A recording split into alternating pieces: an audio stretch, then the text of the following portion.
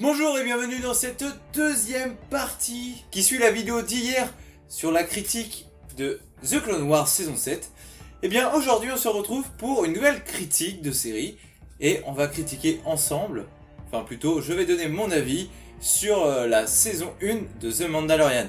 Alors comme hier, et bien la vidéo va comprendre des spoilers, donc si tu n'as toujours pas vu The Mandalorian, déjà d'une fonce, parce que faut que t'ailles la voir. Et de deux, regarde pas cette vidéo parce que sinon tu vas te spoiler et c'est peut-être dommage. Même s'il y a des chances que je rentre pas vraiment au cœur du sujet dans cette série. Enfin bref, vaut mieux pour toi parce que je sais pas trop encore ce que je vais dire. Donc pour éviter d'avoir des révélations, qui t'empêcheraient d'avoir des surprises dans la série. Par contre, je te conseille d'aller lire ma critique sur mon compte Instagram. Toujours, ça s'affiche à l'écran. Je peux faire aussi la pub de l'autre compte Instagram où vous serez au courant des sorties de vidéos, puis de plein de choses que je fais à côté, donc du jeu vidéo, etc. Enfin bref, c'était la petite parenthèse Instagram. Revenons à nos moutons. The Mandalorian, donc une série sortie aux États-Unis avec la plateforme Disney+, c'est-à-dire au mois de novembre l'année dernière, et enfin en France le 7 avril, à cause du confinement. Le dernier épisode est sorti la semaine dernière au moment où je tourne la vidéo. Et il y a des chances que de toute façon, j'enregistre la vidéo jeudi et qu'elle sorte samedi. Parce que demain sortira l'autre vidéo. Oui, parce que ça fera une vidéo par jour. Du coup, demain dimanche, il y aura la troisième partie, si vous avez tout suivi. Alors, The Mandalorian, d'une, qu'est-ce que j'en ai pensé? Déjà par rapport à l'univers Star Wars en général, j'ai trouvé que la série avait un vent de nouveauté.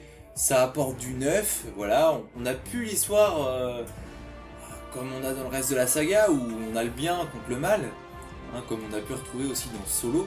Bon, pour Solo, c'est un autre débat, je vais pas rentrer dans les détails pour ce film, c'est juste une citation. Donc, comme je disais, un vent de nouveauté, oui, en effet, déjà par le style musical, qui je rappelle est celui-là. Bon, faut pas le mettre trop longtemps non plus, parce que sinon la vidéo va être démonétisée. Et merci YouTube. Et de ce point de vue là, c'est vrai que moi ce que j'aime bien dans Star Wars, c'est quand même entendre les thèmes principaux. Dans cette série, c'est l'extrait que je viens de passer à l'instant là qui prend la place de thème. Et c'est pas plus mal, parce que c'est vrai que par exemple dans Star Wars 9, les thèmes principaux, j'en avais un peu ma claque, parce que d'une, ils sont pas hyper bien utilisés je trouve. Et puis ça fait du bien quand même d'avoir de nouvelles choses, même si y a plus ce côté nostalgique de Star Wars. Voilà, ensuite, donc si on rentre un peu dans les détails, je viens de parler de la musique, on va parler un peu plus des personnages. Donc pendant toute la série, on suit Mando. Je sais pas si, je me rappelle plus si on lui donne un prénom dans la série. Enfin bref, Mando, donc un Mandalorian. Pas vraiment en fait, parce qu'il a juste l'armure, il est d'une autre civilisation. Du coup, ça fait un petit peu penser à Jango Fett. Comme beaucoup, j'ai cru que la série allait se centrer au début sur Jango ou Boba. Sauf que non, malheureusement, c'est un autre Mandalorian. Et on va suivre ses aventures. Alors, en tant que Mandalorian, c'est un chasseur de primes, bien sûr, bien entendu. Et du coup, la première mission qu'il va avoir est de récupérer un enfant. L'enfant, je pense qu'il a fait un peu le tour de la planète, et vous le connaissez, c'est Baby Yoda, bien sûr. Sauf que cet enfant est un peu bizarre, il est réceptif à la force, ça Mando ne le sait pas tout de suite. Ce qui fait qu'au début, il va aller chercher l'enfant, puis il va le livrer à ses employeurs. Suite à ça, il voit que le gamin il est spécial, donc il va aller le récupérer. Et à partir de là, il va être en fuite parce que il va mettre un petit peu toute la guilde de chasseurs de primes où il a eu cette mission un petit peu sans dessus dessous, et il va être recherché par tous les autres chasseurs de primes. Sauf que Mando est exceptionnel et il arrive à se débarrasser de tous les autres. Enfin voilà, c'est comme ça que débute la série.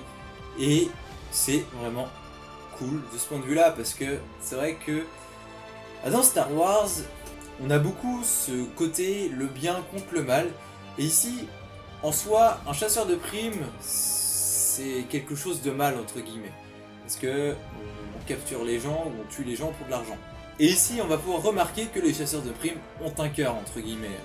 Et c'est plutôt intéressant de voir cette vision-là de l'univers Star Wars.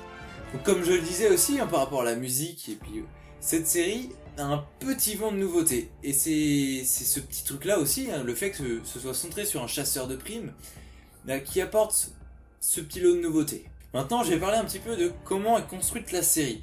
Alors la série, elle est comme un petit peu Clone Wars, comme je parlais dans la vidéo précédente. Eh bien, on a des arcs. C'est-à-dire que pendant un ou deux épisodes, voire pendant un seul épisode, on va avoir une nouvelle mission pour Mando.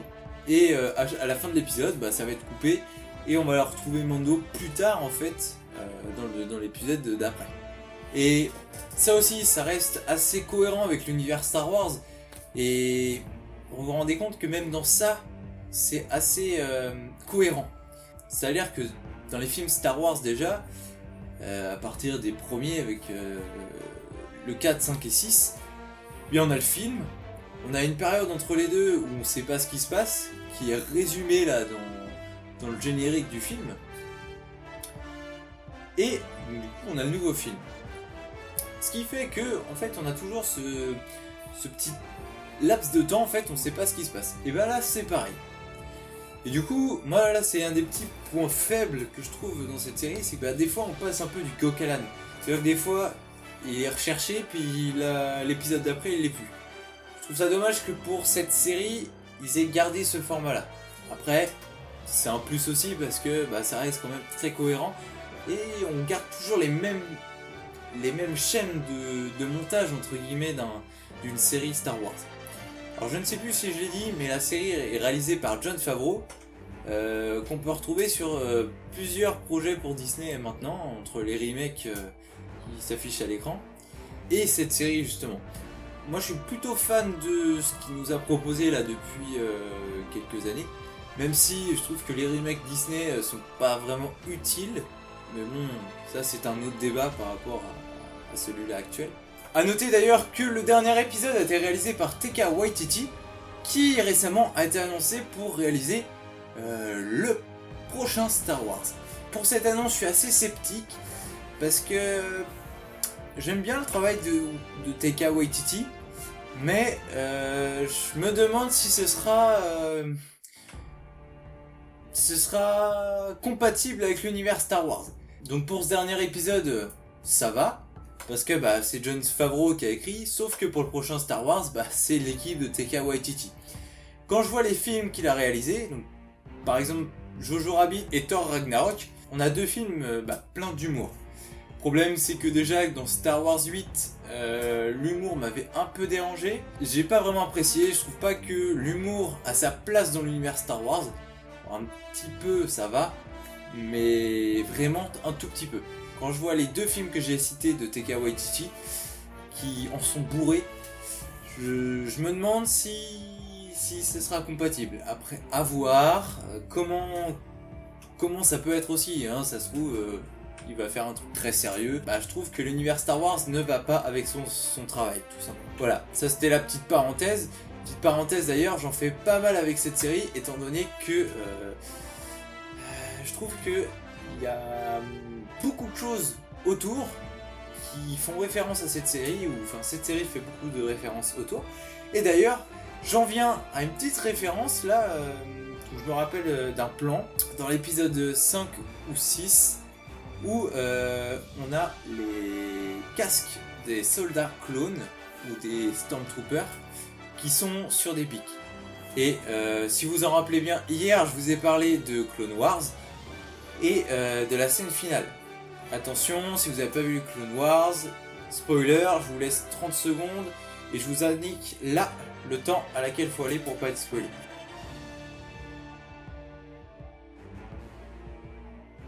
Cette scène me fait vachement penser à la fin, étant donné que dans le dernier épisode de Clone Wars, après le crash du vaisseau, Ahsoka et Pyrex ils mettent tous les casques des soldats clones sur des pics.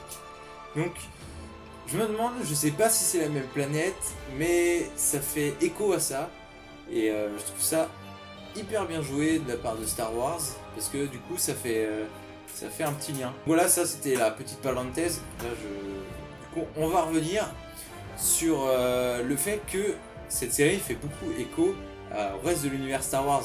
Et du coup là ce que je viens de dire, ça fait... Voilà, j'ai vu ça, ça m'a fait écho tout de suite. Bon maintenant, parlons de Baby Yoda.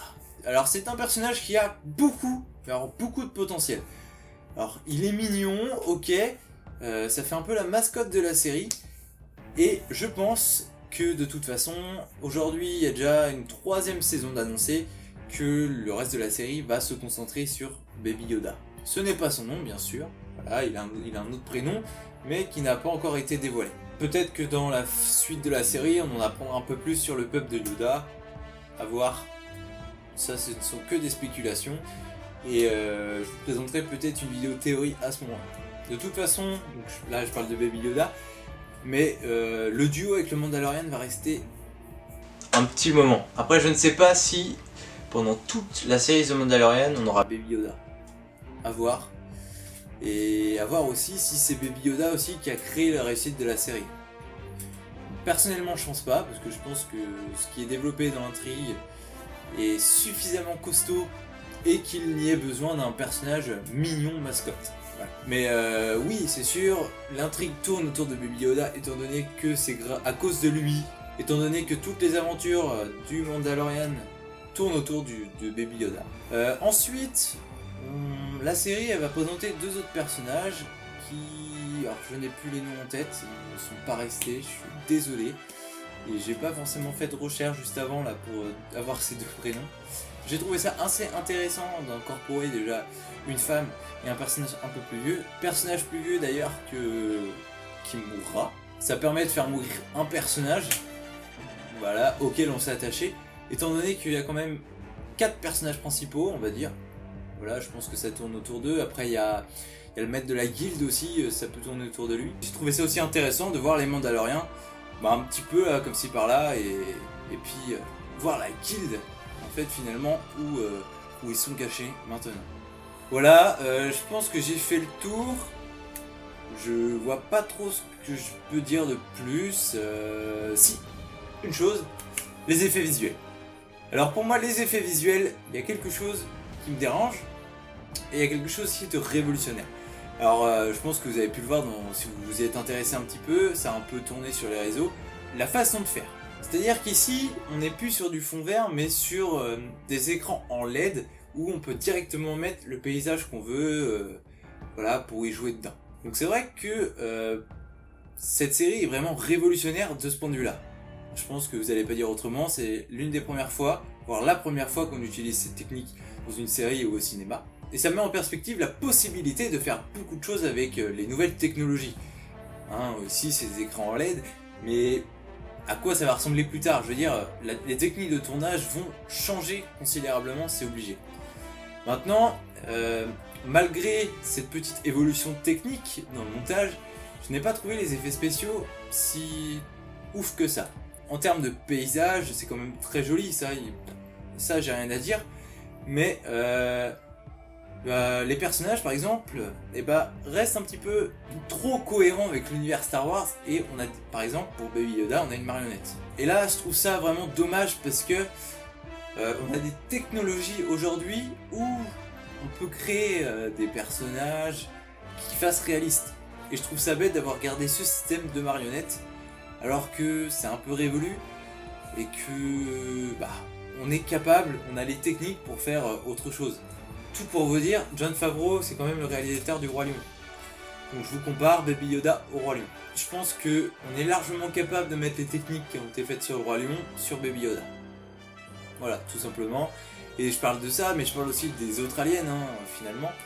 Même si ça reste beaucoup du maquillage encore aujourd'hui pour la plupart des gros blockbusters ou des séries comme celle-ci. Toujours dans les effets spéciaux, il y a une autre chose aussi, c'est que j'ai pas trouvé que visuellement ce soit dingue. Les paysages c'était joli, tout ça, mais je veux dire, pour du Star Wars, on n'a pas eu de planète avec des décors insolites ou même des combats de vaisseaux spatiaux où on voit des choses qui nous émerveillent. Et non, on reste quand même assez plat au niveau des effets spéciaux. Alors même, voilà, comme j'ai dit avant, même si on a une nouvelle technologie, tout ça, je trouve qu'on ne cherche pas à exploiter toutes les capacités de l'univers Star Wars et surtout avec ce qu'on peut faire aujourd'hui. Voilà, j'ai fait le tour, pour de bon cette fois. Du coup, je vais pouvoir conclure et puis vous dire à demain pour la 3e partie de cette grosse vidéo un petit peu spéciale. Et donc sur ce, si tu as aimé la vidéo, tu peux liker, t'abonner et puis activer la cloche bien sûr. Tu peux laisser tes petits commentaires aussi pour voir ce que tu as pensé de la série. Et puis voilà, n'hésite pas à partager la vidéo. Et puis voilà, c'était les bêtises, à bientôt pour de nouvelles vidéos critiques.